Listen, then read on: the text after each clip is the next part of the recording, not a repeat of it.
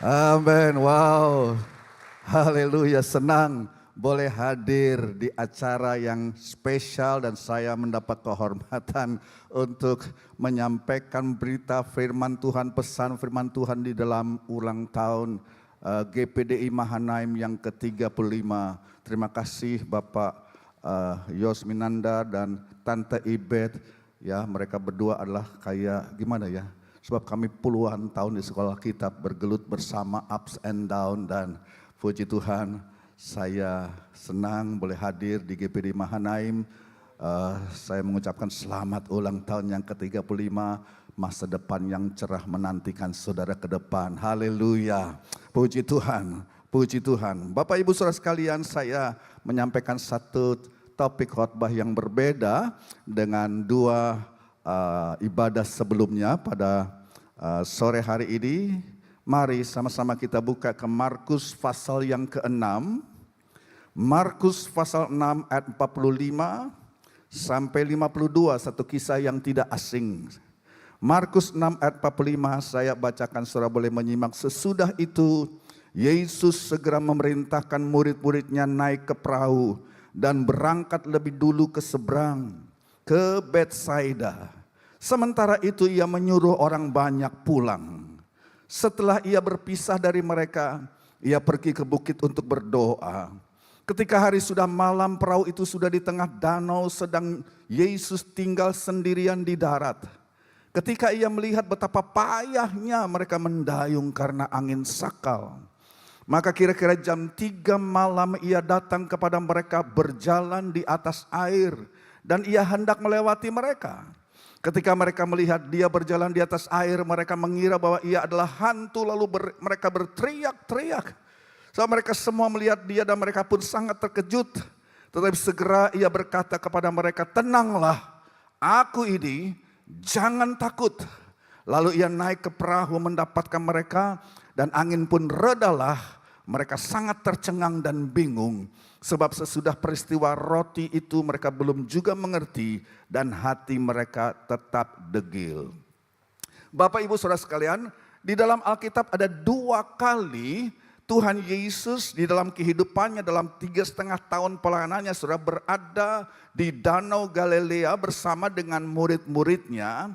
Yang pertama kita ingat waktu Yesus bersama-sama di dalam perahu dan angin ribut datang menimpa murid-muridnya.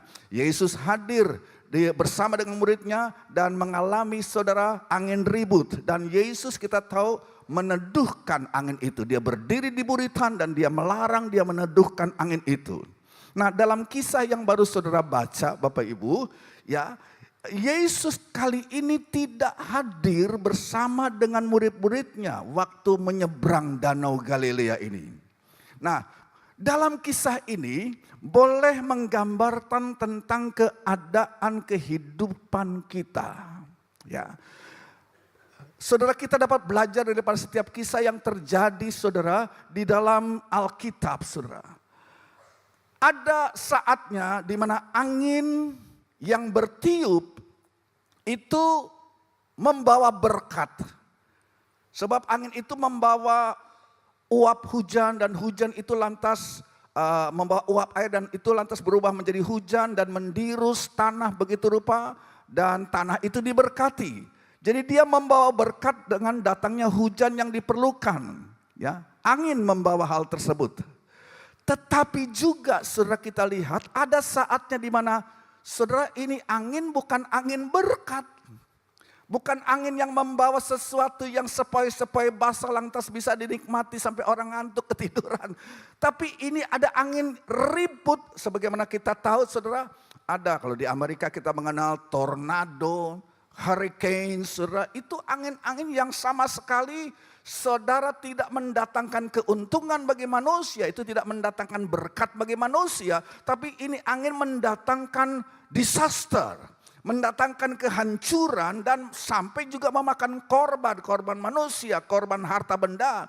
Ini angin yang merusak dan berasal dari si iblis dan bersifat destruktif. Angin ribut, persoalan atau problem, saudara, dia dapat datang dalam bentuk yang berbeda-beda. Bisa besar, bisa kecil. Dan saudara, kita tidak bisa memprediksi kapan itu angin datang menimpa. Gak bisa, saudara. Di Amerika katanya saudara, kalau angin tornado saudara bertiup itu saudara, kita saudara dapat melihat. Ya, itu tornado itu datang. Tapi saudara nggak bisa pastikan dia bergerak kemana. Ya, apa dia nanti akan belok kiri atau nanti akan belok kanan. Ya harus lewat satu penyelidikan. Tapi yang ahli pun kadang-kadang bisa meleset saudara. Ya kan, dalam menentukan gerak angin tersebut kita nggak bisa tebak, kita nggak bisa prediksi kapan datang waktunya dan dia mau bergerak kemana, saudara. Nah, kalau kita baca di dalam ayat yang ke-48 daripada kisah yang baru kita baca tadi, angin sakal di dalam ayat 48 adalah sejenis angin sebenarnya kalau kita perhatikan bukan dalam kategori destruktif. Ya. Dulu saya pikir ini angin bersifat destruktif semacam hurricane atau tornado, sudah nggak ada. Ya, tornado mungkin tidak ada di Danau Galilea. Ini angin sakal, satu sejenis angin yang bukan dalam kategori destruktif, seperti yang dialami sebelumnya oleh Yesus dan murid-muridnya, saudara. Sebab murid-murid pada angin sebelumnya, mereka berteriak, Tuhan, apakah engkau tidak peduli kami binasa? Jadi ini angin yang memang mau membinasakan, saudara. Tetapi di sini saya kira agak berbeda. Angin sakal di sini yang dihadapi oleh murid-murid itu membuat murid-murid berkayuh, bekerja keras, ya, tapi tidak ada kemajuan. Angin sakal adalah angin yang dari haluan, angin yang berlawanan dengan pergerakan murid-murid. Sesuatu yang membuat hidup ini stuck. Kita kepingin supaya ada progres di dalam kehidupan kita kan. Supaya goal kita boleh tercapai mungkin. Tetapi saudara, mungkin saudara, di dalam hidup ini ada goal yang ingin kita capai. Tetapi dalam kenyataannya semuanya seperti sedang melawan. Semuanya seperti kelihatannya melawan goal tersebut. Dan kita mau maju gak bisa. Seakan-akan seperti itu. Keadaan sekitar yang berlawanan. Bahkan mungkin ada oknum-oknum, ada orang-orang tertentu yang mau menghambat. Atau sumber-sumber yang kita punya juga bisa jadi penghalang. Karena Pak, kenapa sumber-sumber itu bisa menjadi penghalang? Karena udah habis. Sumber ini tidak dapat lagi diharapkan karena sudah habis. Nah, para murid, siapa mereka? Mereka bukan orang baru di Tasik Galilea atau di Danau Galilea, saudara. Murid Yesus adalah nelayan yang sangat menguasai Danau Galilea. Mereka dibesarkan di pesisir di kota Kapernaum, ya. Banyak murid Yesus ya berasal dari nelayan. Mereka sangat menguasai dan tahu persis seluk-beluk pojok-pojok dari Danau Galilea. Ini bukan perairan yang belum dipetakan sebelumnya. Ini bukan perairan yang asing buat mereka. Mereka sudah biasa dengan keadaan udara di sana. Mereka sudah biasa dengan tiupan angin di sana. Nah, saudara yang pernah ke Israel, orang pernah ke Galilea di Israel, saudara. Ini serang lagi tegang, lagi perang di sana, saudara. Rudal mau ditembakkan ke daerah Galilea. Tapi kita mundur ya ke masa Yesus, ya. Orang yang pernah ke Galilea, saudara, Danau Galilea itu 18 meter itu di bawah permukaan laut. Kalau danau-danau di Indonesia rata-rata di atas permukaan laut. Itu di Israel itu unik. Danau Galilea itu 18 meter di bawah permukaan laut. Dan saudara, di sebelah utara atau di sisi utara dari Danau Galilea itu ada lembah sempit. Ya, ada lembah sempit yang panjangnya kurang lebih sekitar 12 sampai 15 kilometer. Dan angin kalau bertiup dari utara melalui lembah sempit tersebut, saudara, itu seperti difokuskan, seperti ada satu tiupan angin yang cukup kencang yang menimbulkan rentetan gelombang-gelombang yang gak berhenti-berhenti. Yang selalu bergulung-gulung tapi tidak terlalu besar juga. Ya sekitar mungkin 2 meter, 3 meter. Tetapi karena continue, karena terus menerus, saudara, murid-murid jadi kecapean. Murid-murid seperti stuck. Murid-murid seperti tidak mengalami kemajuan, saudara. Di dalam mereka mengarungi Danau Galilea tersebut. Itu gelombang bertubi-tubi. Bukan gelombang raksasa kayak tsunami, bukan. Ya, saudara, kalau kita mempelajari kisah ini Bapak Ibu, diperkirakan kan waktu mereka berangkat ya, waktu Yesus memerintahkan mereka untuk berangkat itu kurang lebih saat matahari itu terbenam, bilang saja seperti itu jam 6 lah, jam 6 sore hari saudara. Kalau saudara mempelajari Injil Yohanes pasal 6, mereka itu baru mencapai perjalanannya 4,5 kilometer kurang lebih. Nah, sedangkan waktu Yesus datang kepada mereka berjalan di atas air, saudara, Yesus kan tidak ikut mereka. Itu katanya jam 3 pagi. Berarti kesimpulan kita, berapa lama mereka berdayung? Hitung saja sendiri saudara, ya dari jam 6 kurang lebih sampai jam 3 pagi, mereka berdayung 9 jam dan baru bisa mencapai 4,5 kilometer, habis itu stuck, gak bisa maju lagi. Gitu. Saudara, mereka lah nelayan-nelayan yang bukan tidak berpengalaman, mereka nelayan yang sangat berpengalaman di Danau Galilea. Tapi kali ini mereka mentok. 9 jam berkayu, saudara, tidak ada progres, sangat kecil progresnya, bahkan mandek di sini. Nah Bapak Ibu barangkali ini juga dapat menggambarkan, dapat mengilustrasikan situasi kehidupan yang mungkin saudara kita sedang hadapi hari-hari ini. Situasi ini mungkin belum dalam taraf mau menghancurkan kita barangkali. Mau membunuh kita saudara. Tetapi ini situasi seperti angin yang dihadapi murid-murid. Itu angin mungkin melakukan 2 hal. Ya, melakukan 2 hal. Yang pertama jelas ini angin melelahkan. Melelahkan kita. Melelahkan murid-murid. Murid-murid berkayu setengah mati, nggak ada progres. Dan mereka capek, kekuatan mereka seperti disedot. Ya.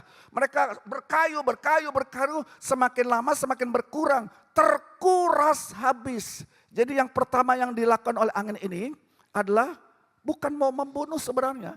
Tapi pelan-pelan grogoti kekuatan. Pelan-pelan dia membuat kita supaya jadi capek, lelah. Pernah mengalami hal itu Bapak Ibu? Sedangkan mereka dalam perintah Yesus. Mereka ada dalam komando Yesus. Yang kedua saya kira yang dilakukan oleh si angin tersebut adalah goal untuk mencapai ke seberang itu seperti yang diperintahkan Yesus, seperti diblokir. Kelihatannya nggak bisa mencapai ke sana. Ya. 2 hal tersebut. Ya, jadi dengan dasar kisah di atas, saya mau berikan kepada saudara 3 hal. Ya. 3 hal yang harus saudara dan saya ingat waktu kita mengalami seperti yang murid-murid alami. Yaitu berhadapan dengan gelombang yang dari depan yang membuat kita stuck. Gelombang itu bukan mau menenggelamkan atau membunuh kita. Tetapi saudara ini gelombang karena bertalu-talu terus menerus. Gak tahu kapan mau berhenti saudara. Ya 9 jam berkayu tidak ada kemajuan. Akhirnya saudara kita stuck. Karena ini angin kehidupan yang bertiup dan saudara rasa mau menyerah aja. Capek. Lelah, capek sudah mengiring Tuhan, capek sudah mau mengikuti perintah Yesus. Nah, ada 3 hal yang saya minta saudara perhatikan. Kalau seperti apa yang dialami oleh murid-murid, 3 hal yang kita juga harus ingat. Waktu saudara pada satu saat mungkin mengalami seperti murid-murid alami. Yang pertama kalau saudara mau catat. Yang pertama Bapak Ibu adalah kita harus menerima fakta bahwa tangan Tuhan itu ada di dalam kejadian ini. Terimalah fakta bahwa tangan Tuhan ada di situ. Ada dalam situasi itu. Jadi begini, Tuhan menaruh saya dan saudara. Karena ini perintah Yesus disuruh ke seberang. Dan akibatnya mereka berhadapan dengan hal ini. Jadi Tuhan mungkin menaruh saya dan saudara dalam situasi tersebut. Perhatikan, bukan untuk mengkandaskan perahu iman saudara, tapi untuk mengerjakan sesuatu di dalam jiwa saudara. Untuk mengerjakan sesuatu di dalam iman saudara. Tuhan bukan iseng-iseng bikin hal ini saudara. Dan Tuhan bukan punya rencana jahat untuk nanti mau jebak murid-muridnya, menenggelamkan mereka atau membuat mereka gimana. Tetapi saudara, terimalah fakta bahwa saudara di balik ini semua ada tangan Tuhan. Ada tangan Tuhan di sini. Tuhan menaruh saya dan saudara dalam situasi ini bukan untuk mengkandaskan perahu iman saudara, tapi supaya kita belajar sesuatu. Ya, saudara, dia mau mengerjakan sesuatu, nanti kita sudah bisa lihat sebenarnya apa yang Yesus mau kerjakan dalam kisah ini. Di ayat 45 saudara, Yesus kita tahu memerintahkan mereka naik perahu dan berangkat lebih dulu. Ya, kita bertanya mengapa Yesus memerintahkan mereka untuk menyeberang duluan. Saudara, nah ada kemungkinan mereka melihat bagaimana ini baru mujizat, Yesus baru selesai mengadakan mujizat, memberikan makan kepada orang banyak, 5.000 orang, laki-laki mungkin juga di atas 10.000 saudara bersama-sama dengan perempuan dan anak-anak. Ya jadi saudara, Yesus baru kasih makan dan berbuat mujizat yang spektakuler, memberikan makan 10.000 orang ke atas saudara, dengan 5 ketul roti dan 2 ekor ikan. Jadi mereka mungkin enggak mau pergi sendirian tanpa Yesus. Mereka melihat Yesus ada sesuatu yang luar biasa dalam dirinya. Mungkin mereka mau ada di sekitar Yesus sebab Yesus dengan mujizatnya membuat orang mau menjadikan dia raja. Ya yang kayak begini harus jadi raja kita. Dia yang menguasai logistik, kita bisa dikasih makan kami. Dan murid-murid mungkin takut nanti Yesus bakal dibawa paksa oleh orang-orang Yahudi untuk dijadikan raja, barangkali seperti itu. Jadi mereka tetap ada di situ, ya mereka enggan saudara untuk berangkat ke seberang. Makanya Yesus seperti harus mendorong mereka. Yesus seperti harus memaksa mereka ya untuk masuk ke dalam perahu dan berangkat ke seberang tanpa kehadirannya.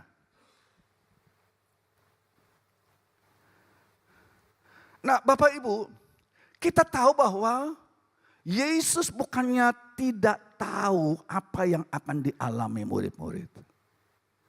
Oh dia Allah, dia tahu ya bahwa murid-murid akan stuck dan mengalami kebuntuan. Ya, nggak bisa maju, nggak bisa mundur, udah kadung 4,5 kilometer saudara di tengah-tengah danau. Ya, Yesus bukannya tidak tahu apa yang akan dialami murid-murid nanti. Ya, jadi perhatikan ini. Yesus tidak pernah dikagetkan dengan problem, dengan angin ribut, dengan datangnya angin yang bagi murid-murid mungkin kaget. Mereka orang yang berpengalaman, tapi mereka tidak bisa mengatasi dan itu membuat mereka shock. Itu membuat mereka. Tapi bagi Tuhan, Tuhan tidak pernah dikagetkan, tidak pernah dibingungkan dengan apapun jenis angin yang mungkin menghadang saudara. Dia nggak pernah, aduh kok begini ya, aduh aku sudah salah kalau gitu, aduh nyesel deh, kenapa aku terus murid-murid nyebrang. Oh enggak saudara, Yesus in control tetap saudara. Yesus tidak dikagetkan dengan hal itu, berarti ada rencana Tuhan di sini. Yesus memaksa mereka untuk berangkat. Walaupun dia tahu murid-murid akan menghadapi angin dan gelombang, dia tetap paksa. Murid-murid enggak, kamu naik perahu, ya, kamu berangkat tanpa saya. Ada maksud Tuhan, ada rencana Tuhan, saudara. Jadi mungkin saya nggak mengerti, mungkin saudara seperti murid-murid, saudara. Saudara seperti murid-murid Yesus di mana tidak ada pilihan lain. Udah nggak ada pilihan, saudara berada dalam satu situasi yang berat seperti yang dialami murid-murid. Satu situasi yang merupakan kontradiksi dengan goal saudara. Saudara memasuki satu keadaan di mana saudara tidak bisa mengkontrolnya. Dan Yesus sengaja memaksa mereka. Yesus memerintahkan mereka naik ke perahu. Dan perhatikan ini, jangan salah. Bukan Yesus yang mendesain problem ini. Bukan. Yesus tidak mendesain problem ini. Bukan dia yang bikin-bikin ini problem, saudara. Ya, Yesus tidak dari atas ke puncak gunung kemudian lihat murid-muridnya, ini murid-muridnya kok enak-enak aja jalan-jalan. Nih saya iseng-iseng aja, saya mau godain murid. Dia tiup dari jauh, kayak Superman. Wah, Yesus langsung ketawa lihat murid-muridnya ketakutan. Bukan begitu Bapak Ibu.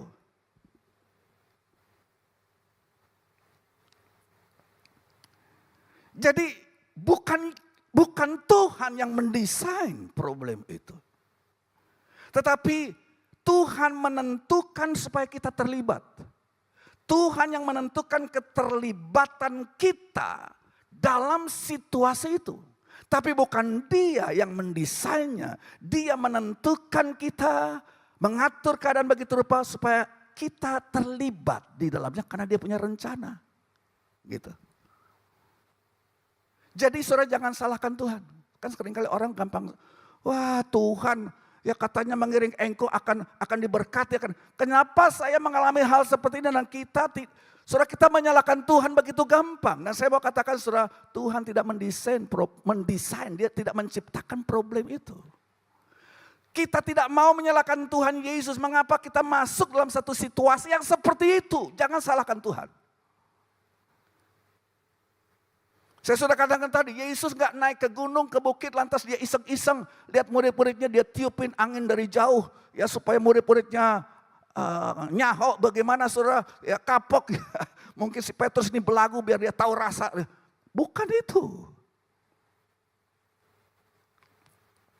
Yesus naik ke gunung, kan untuk berdoa. Dia berdoa, dan kemudian itu angin datang sendiri.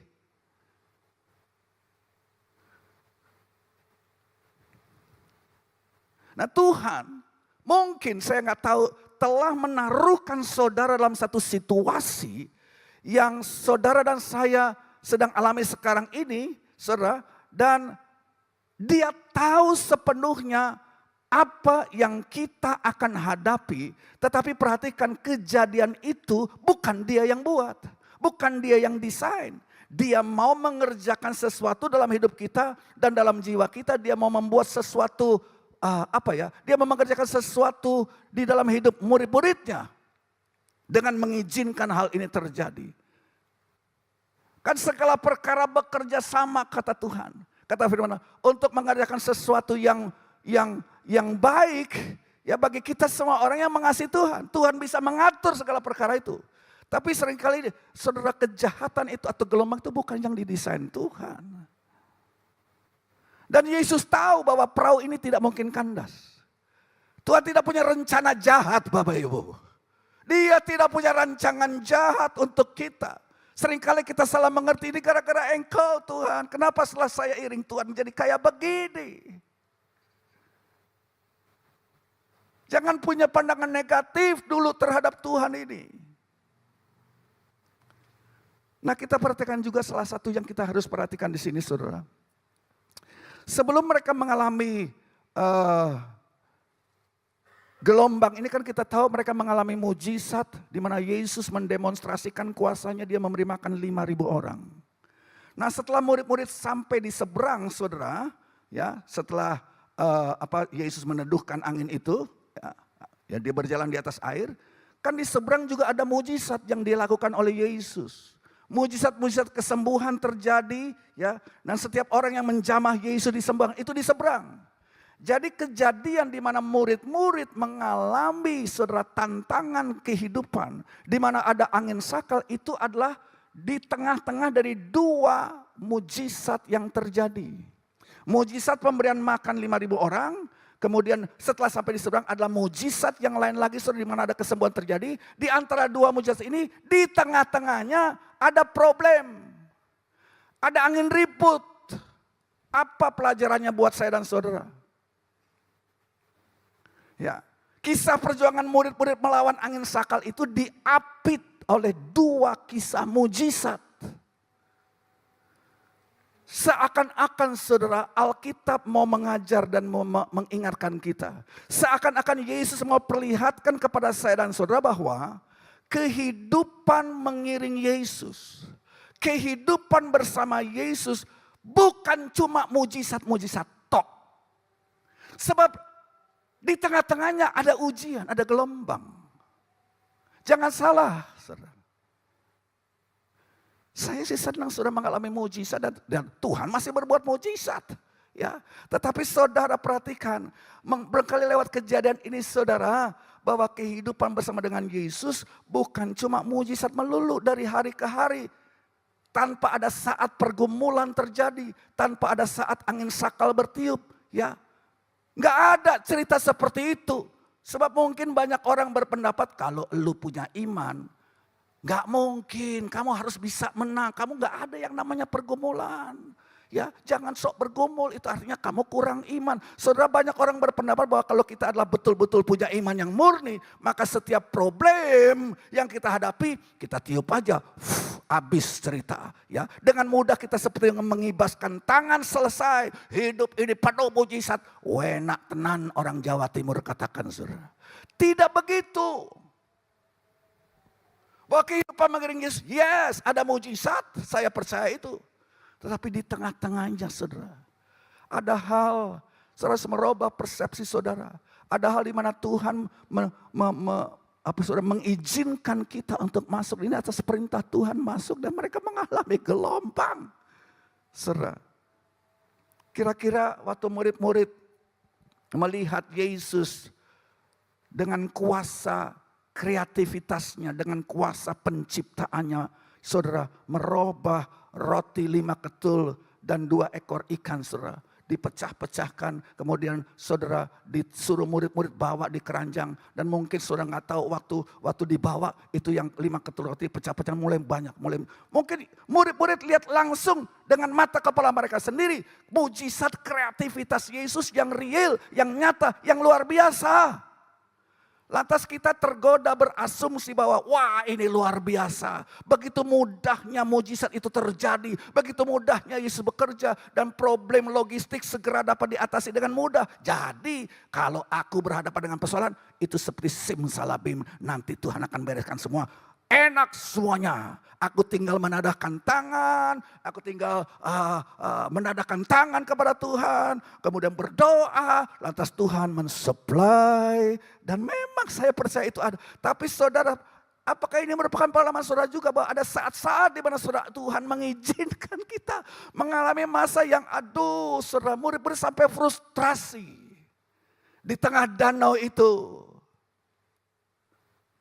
Yesus yang perintahkan murid-murid, aku mau engkau jangan tetap tinggal di sini.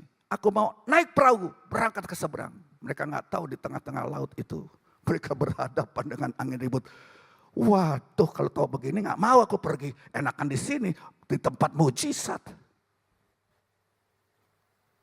Nah, Yesus, saudara murid-murid berkayu. Saudara dapat bayangkan mereka berkayu setengah mati. Dan perahu itu tidak tenggelam. Dan mereka berdasarkan mereka menemukan bahwa hidup mengiring Yesus, hidup mengiring Tuhan nggak selalu enak, nggak selalu. Ya, bahwa hidup mengiring Tuhan tidak selalu gampang. Bahwa hidup mengiring Tuhan tidak selalu seperti berjalan di atas jalan tol, jalan bebas hambatan, diterangi sinar bulan purnama sambil ditaburi wewangian bunga-bunga nan indah dan kita menyanyi. Ini nabobo, saudara. Tidak selalu demikian. Jadi saudara, ini yang pertama, ketahuilah fakta bahwa dalam keadaan itu saudara, tangan Tuhan tetap hadir di situ. Tangan Tuhan ada di sana. Tapi itu kan berarti bahwa saudara kehidupan kita akan lurus, akan enak-enak saja. Ada saatnya gelombang akan datang. Hal yang kedua yang kita akan lihat, yang kedua. Murid-murid stres barangkali. Mereka frustrasi di dalam mendayung perahu itu. Bayangkan saudara, 9 jam tidak ada kemajuannya. Murid-murid mungkin stres dengan pergumulan tersebut. Tetapi perhatikan ya. Injil Markus itu mencatat waktu Yesus naik ke gunung surah untuk berdoa. Tetapi Injil Markus mencatat bahwa Yesus bisa melihat. Hebat ya, Yesus betul-betul Superman saudara ya. Itu matanya, itu kan malam. Bisa menembus 5-6 kilometer, saya nggak tahu berapa jauh Yesus naik ke gunung. Menembus kegelapan dan melihat langsung ini murid-murid sedang kepayahan. Yesus naik ke gunung untuk berdoa, tapi saudara, Alkitab mencatat bahwa Yesus melihat murid-muridnya sedang susah payah berkayu. Jadi yang kedua, saudara mau catat, saudara mungkin sedang stres seperti murid-murid karena sesuatu yang tidak pernah saudara harapkan itu terjadi. Tetapi saudara, kita tidak pernah berada di luar skop pantauan Tuhan kita. Mata Tuhan itu memantau. Dia melihat saudara. Dia tahu pergumulanmu. Dia tahu air matamu. Mungkin kita rasa, Tuhan di mana engkau, aku sendirian. Mau maju gak bisa, mundur gak bisa, aku kejebak di sini. Engkau juga sih yang nyuruh, kenapa engkau jebak kami supaya kami mati di sini kehabisan tenaga. Nah saudara, Yesus melihat dari jauh. Dia melihat, jadi saya mau bilang begini. Yesus sensitif dengan pergumulan saudara. Dia merasakan, dia tahu, dia lihat itu. Dia sensitif, dia bukan masa bodoh. Tuhan kita tidak masa bodoh dengan persoalan kita. Skop pandangannya melihat itu semua. Dia melihat kita. Dan ini menarik saudara, yang kedua ini saudara. Saat dikatakan dalam Injil Markus mereka bersusah payah. Murid-murid bersusah payah berkayu. Di dalam bahasa Grekanya menarik kata bersusah payah itu ditulis basanizo.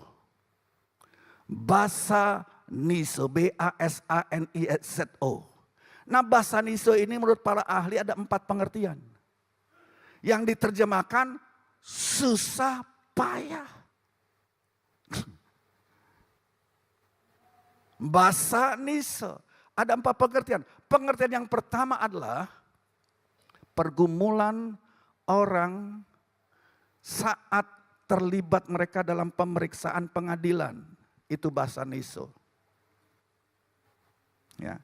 Pergumulan orang saat dia terlibat dalam proses pemeriksaan pengadilan. Pernah saudara berurusan dengan pengadilan dan betapa susahnya dan melelahkan proses tersebut. Ya, saya punya teman, punya mitra bekerja, bahkan saya anggap dia mentor saya, saudara Pastor Kong Hee, saudara mungkin tahu di Singapura. Dia berhadapan dengan masalah yang sangat, berat, 5 tahun saudara. Dia harus berhadapan dengan proses ini, duitnya habis. Saat ini menelan biaya dan dipanggil bolak-balik, dan saya mau katakan secara kejiwaan dia stres, ini hamba Tuhan. Ya, berulang kali beliau tuh WA sama saya, bantu saya dalam doa, itu pendeta besar saudara. Jemaatnya 32.000 orang pada saat itu. Bantu saya dalam doa. Ya tolong saya tidak kehilangan iman, dia bilang. Tapi saya lagi stres ini. Dia diperiksa berjam-jam. Bolak-balik saudara. 5 tahun. Ini pemeriksaan yang saudara di Singapura itu paling panjang prosesnya. Beliau mengalami basanizo. Kalau bukan Tuhan menolong dia, udah lama ambruk itu. Bagaimana dengan kita saudara? Basanizo. Yang kedua, basanizo juga berarti ya tekanan karena penderitaan yang sangat. Basanizo, susah payah. Karena tekanan, karena penderitaan yang sangat. Ya mungkin penyakit saudara, saya nggak tahu. Penyakit yang saudara alami. Ya, saudara kepingin sembuh, saudara sudah berdoa, saudara sudah berpuasa, belum sembuh juga. Saudara bergumul, saudara minta hamba Tuhan tumpang tangan, belum sembuh juga. Penyakit ini kok susah banget sih, kok alot banget sih. Dan sedikit banyak saudara jadi basanizo, saudara jadi stres. Ini tekanan penderitaan, karena apa? Apa yang saudara harapkan tidak kunjung tiba, sudah diusahakan berbagai macam cara, enggak datang-datang juga.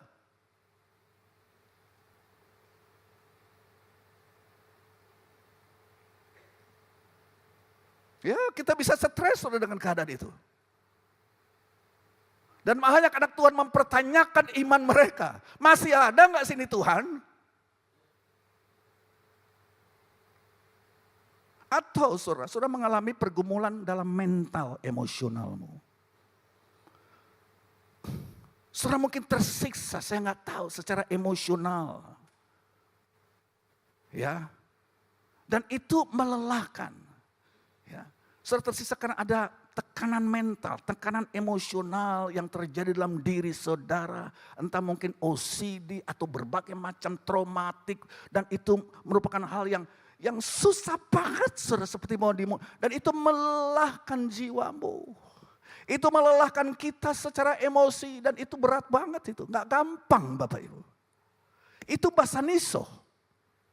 Itu bisa kita alami Bapak Ibu. Nah siapa katakan, nah, saya percaya mujizat masih bekerja dan saya terus berdoa Tuhan buat mujizat. Tapi kalau saudara berhadapan dengan hal ini, jangan kecewa. Jangan mundur. Tuhan memantau semua ini. Dan ada tangan Tuhan di balik ini semua. Dengan satu tujuan, dengan satu maksud saudara. Basaniso pengertian yang ketiga saudara. Itu seperti yang dikatakan dalam surat 2 Petrus pasal 2 ayat yang ke-7. Ini menarik saudara kalau kita baca surat 2 Petrus 2 ayat yang ke-7. Tetapi ia menyelamatkan Lot, orang benar, garis bawah ini, yang terus menerus menderita. Terus menerus menderita itu basaniso. Kenapa dia terus menerus menderita? Karena cara hidup orang-orang yang tidak mengenal hukum dan yang hanya mengikuti hawa nafsu mereka saja. Saudara kenalkan kisah Lot. Ya. Dia memisahkan diri dari Abraham, dia pergi ke Sodom dan Gomora. Pengalaman Lot, saudara kira apa? Lot disebut sebagai orang benar, tapi orang benar yang tertekan dia itu. Orang benar yang stres, kenapa? Dia salah pilih tempat, dia ada di Sodom dan Gomora. Dan keadaan Sodom dan Gomora sudah tahu.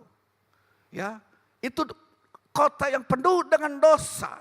Ya, dosa yang buat seorang anak Tuhan berat, saudara. Dia ada di satu lingkungan yang berdosa, tempat yang berat untuk hidup membangun keluarga. Lot menderita. Dia seperti tertekan hidupnya karena kelakuan berdosa yang dilakukan oleh penduduk Sodom dan Gomora. Kultur dan budaya Sodom menyiksa Lot, itu basaniso. Dia tertekan, saudara. Ya mungkin sama juga dengan kita hidup di dunia akhir zaman, saudara kan. Ya, sekarang puji Tuhan saudara bisa senang, nah, makanya saudara jangan bolos-bolos ibadah. Sebab di ibadah saudara ketemu dengan komunitas saudara. Ya, saudara bersama-sama menyanyi, memuji Tuhan. Dan saudara mengalami dalam pujian sembahan saudara mengalami sukacita. Saudara mengalami damai sejahtera di tengah-tengah anak Tuhan. Tetapi Seninnya besok saudara masuk ke dunia kerja, di situ menanti tantangan lagi. Sebab saudara ada di tengah-tengah orang, lingkungan yang tidak kenal Tuhan. Orang misuh, orang maki, orang ngomong kotor dan buat kita, aduh kok kayak begini. Saudara mungkin tersiksa di situ. Orang ngomong ngaco, ngumpat, maki, seenak perut saudara. Sementara memang kita ada di tengah-tengah mereka. Dan saudara seringkali kan kita nggak mau dianggap so alim, jadi gimana ya? Kita nggak mau dianggap so alim, ya lo sok suci kamu, ayo gabung sama kami. Dan itu sedikit banyak kalau saudara anak Tuhan itu menekan, itu basaniso dalam hidup kita. Itu semacam angin yang menimpa dan itu seringkali melelahkan kita, capek saudara, capek. Yang terakhir, yang keempat itu, basaniso.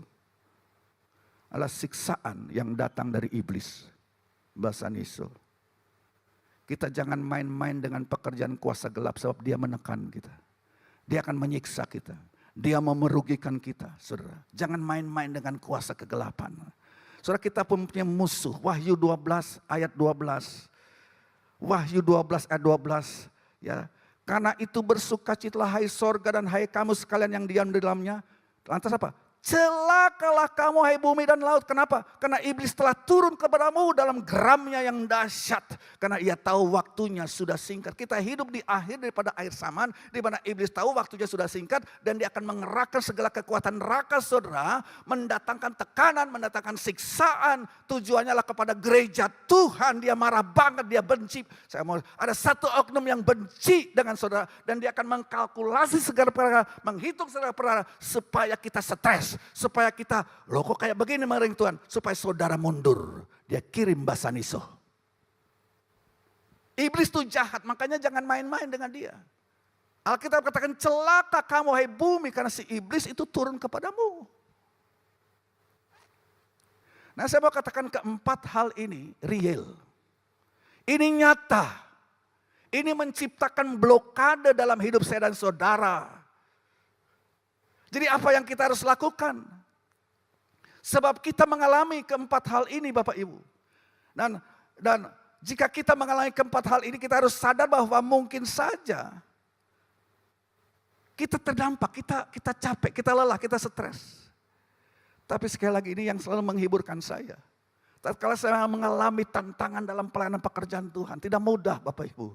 Ya, kalau di sekolah Alkitab kami guru mah gampang saudara, ya nangani siswa, ya kalau lu brengsek nggak ikuti peraturan gampang, pulang aja kamu, gampang saudara. Tapi di jemaat lain lagi ceritanya. Oh banyak hal yang saya harus belajar saudara. Dan kalau bukan Tuhan saudara.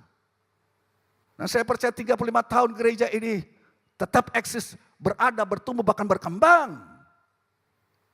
Tapi bukan berarti itu dijalani dengan mudah. Ada basaniso.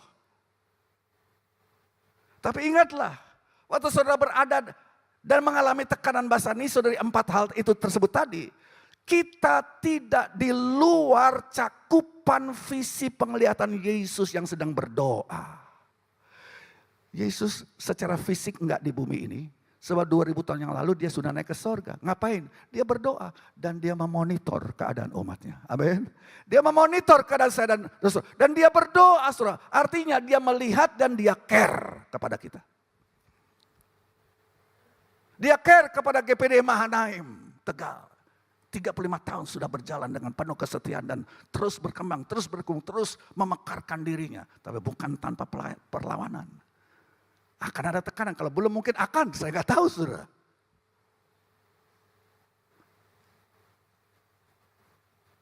Jadi yang kedua tadi kita sudah lihat, kita tidak berada di luar skop dari pantauan Tuhan. Yang ketiga berarti, yang ketiga Bapak Ibu terakhir, Yesus datang. Yesus muncul juga. Tapi munculnya dalam keadaan yang paling gelap. Yang tergelap. Pada saat yang tergelap, tatkala murid-muridnya sudah berusaha mati-matian selama 9 jam. Hanya dapat mencapai sekitar 4,5 kilometer mungkin saudara. Kita bayangkan mereka lagi berkayu melawan angin sakal. Ya mereka nggak tahu Yesus ini gimana. Nasib ceritanya dia sedang naik ke gunung lagi ngapain juga mereka mungkin nggak tahu. Lantas tiba-tiba mereka melihat satu oknum ya putih-putih begitu saudara. Ya pakaiannya berkibar-kibar kena itu dan berjalan di atas air. Ini kita belum pernah melihat. Kalau Yesus dia perintahkan angin ribut sereda. Tapi kali ini siapa yang datang ini? Waduh, mungkin mereka aduh sudah jatuh ketiban tangga pula. Itu hantu. Waduh, mereka berteriak-teriak ketakutan, saudara. Pernah mengalami hal seperti itu, saudara? Apaan tuh? Oh my God, siapa itu yang berjalan di atas air? Saudara, sebenarnya Yesus yang datang, tapi mereka berteriak dan menganggap sesuatu yang negatif. Dan saya bangga dengan Tuhan kita. Saudara bangga dengan Tuhan Yesus. Haleluya.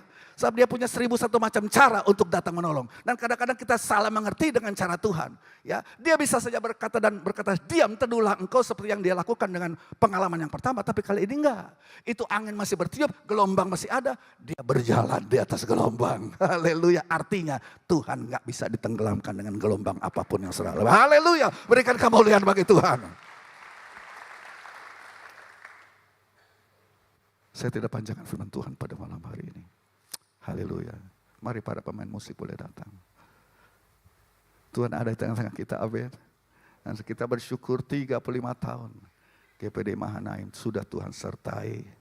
Ya, tapi bukan enak-enak aja ini, lewati pergumulan banyak. Saudara. Tapi kita melihat ada mujizat-mujizat sedang Tuhan kerjakan. Tapi juga ada tantangan yang. Tapi waktu kita berhadapan dengan tantangan, tekanan, apapun bahasa Niso. Tuhan tetap, saudara tetap dalam pantauannya Tuhan. Tuhan tidak melepaskan pandangannya, dan pada waktunya dalam keadaan yang tergelap. Tatkala kita sudah menyerah, makanya ada orang katakan tatkala kita mengangkat tangan, Tuhan turun tangan. Waktu kita turun tangan, Tuhan yang angkat tangan. Dia datang.